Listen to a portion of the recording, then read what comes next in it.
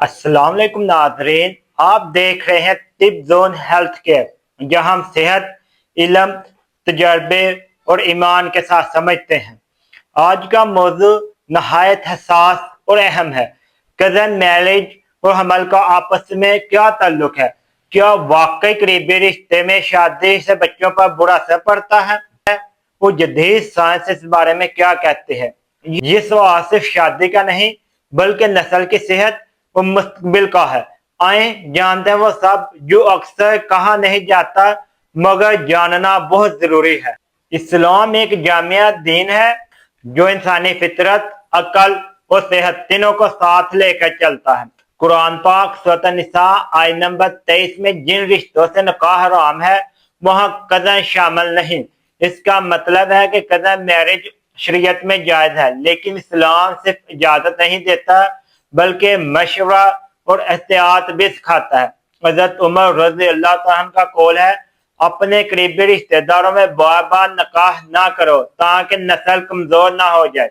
यानी इस्लाम इजाजत देता है मगर तवाज़ुन के साथ। इस्लामी असूल ये है कि निकाह में दीनदारी और सेहत को तरजीह दी जाए। साइंस के मुताबिक हर इंसान के जीन में कुछ जीन्स होते हैं।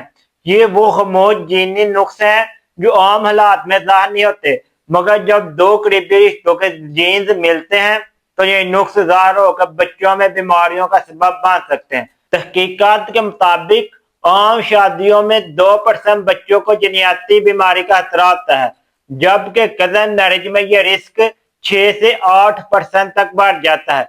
ये खतरा अमूमन दर्ज झैल होते हैं जिसमें पैदाइशी दिल के अमराज, ज़हनी या जिस्मानी कमजोरी, हमल का बार बार ज़ाया होना और इसके अलावा मन में कई और मसले हो सकते हैं। कज़न मैरिज के नतीजे में अगर दोनों के जीन्स में एक जैसे नुक्स हो तो एग और स्पर्म की ताकत बहुत कम हो सकती है, हमल ठहरने में बहुत मुश्किल हो सकती है, बार बार मिसकैरेज हो सकता है।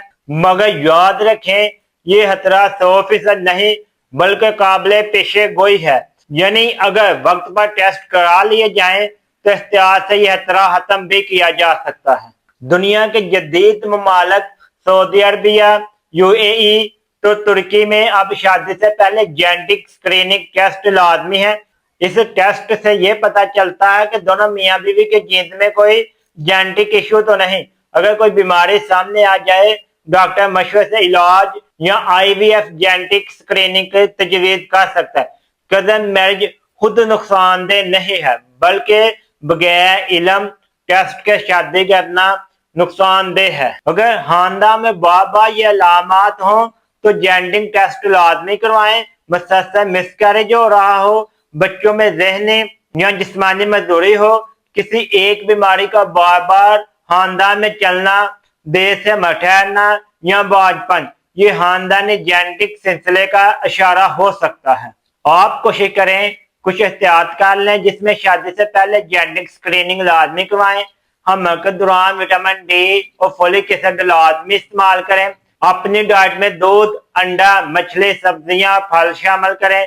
स्ट्रेस फ्री लाइफस्टाइल और 8 घंटे की नींद पूरी करें। दौरान हमल रेगुलर किसी अच्छे डॉक्टर से चेकअप करवाएं।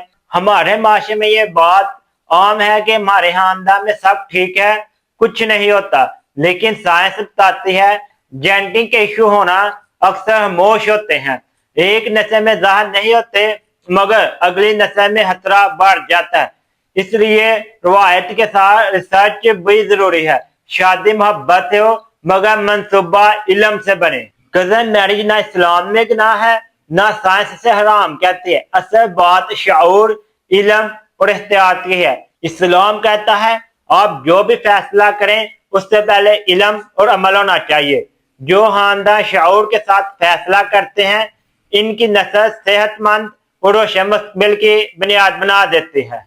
अगर शादी के बाद हमल नहीं ठहरता तो रोजाना नमाज फजर के बाद 41 मरतबा या खालिक या मुसव्विर या वहाब पढ़ें। अल्लाह ताला अपने फजल से बरकत अता फरमाएगा। सेहत इल्म से जुड़ती है और इल्म ईमान से मजबूत होता है। टिप जोन हेल्थ के राह से कहता है मोहब्बत विरासत से हो सकती है मगर शऊर तहकीक से पैदा होता है। शादी मोहब्बत से करें, मगर नस्ल इल्म के साथ आगे बढ़ाएं। जहां मोहब्बत हो वहां इल्म भी शामिल कीजिए। इस्लाम एहतियात का दीन है, अंधे रिवाज का नहीं। इल्म के साथ की गई शादी नस्लों की सलामती है। अगर वीडियो पसंद आए तो लाइक, शेयर और सब्सक्राइब करें ताकि आगाही का ये पैगाम हर घर तक पहुंचे।